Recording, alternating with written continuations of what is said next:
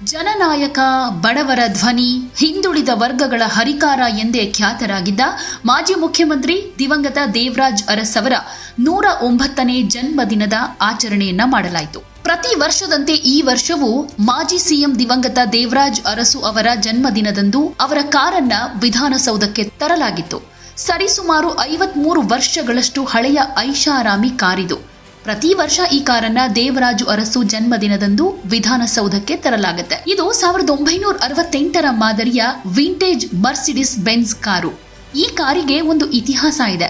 ದಿವಂಗತ ಪ್ರಧಾನಿ ಇಂದಿರಾ ಗಾಂಧಿ ಅವರು 1970ರ ದಶಕದ ಕೊನೆಯಲ್ಲಿ ದಿವಂಗತ ಮಾಜಿ ಮುಖ್ಯಮಂತ್ರಿ ದೇವರಾಜು ಅರಸು ಅವರಿಗೆ ಉಡುಗೊರೆಯಾಗಿ ಕೊಟ್ಟಿದ್ರು. ಇಂದಿರಾ ಗಾಂಧಿ ಅವರು ಈ ಕಾರನ್ನ ಉಡುಗೊರೆಯಾಗಿ ಕೊಡೋ ತನಕ ಅರಸು ಅವರು ಅಂಬಾಸಿಡರ್ ಕಾರನ್ನ ಬಳಸ್ತಾ ಇದ್ರು. ದೇವರಾಜ್ ಅರಸು ಅವರಿಗೆ ಅತ್ಯಂತ ಪ್ರಿಯವಾದ ಕಾರು ಇದಾಗಿತ್ತಂತೆ. ಹೀಗಾಗಿ ಅವರ ಕುಟುಂಬಸ್ಥರು ಈ ಕಾರನ್ನ ಈಗಲೂ ಅತ್ಯಂತ ಜತನದಿಂದ ಇಟ್ಕೊಂಡಿದ್ದಾರೆ. ಹೀಗಾಗಿ ಈ ಕಾರ್ನೊಂದಿಗೆ ಒಂದು ಭಾವನಾತ್ಮಕ ನಂಟು ಎಲ್ರಿಗೂ ಇದೆ. ಪ್ರತಿ ವರ್ಷ ಅವರ ಜನ್ಮ ದಿನಾಚರಣೆ ಸಂದರ್ಭದಲ್ಲಿ ಮುಖ್ಯಮಂತ್ರಿಯಾದವರು ಈ ಕಾರಿಗೆ ಒಂದು ಹಾರ ಹಾಕೋದು ವಾಡಿಕೆ. ಸೊ ಈ ವಿಶೇಷವಾದ ಕಾರ್ನ ಜೊತೆಗೆ ಅನೇಕರು ಫೋಟೋ ತೆಗೆಸಿಕೊಂಡು ಖುಷಿ ಪಟ್ಟಿದ್ದಾರೆ.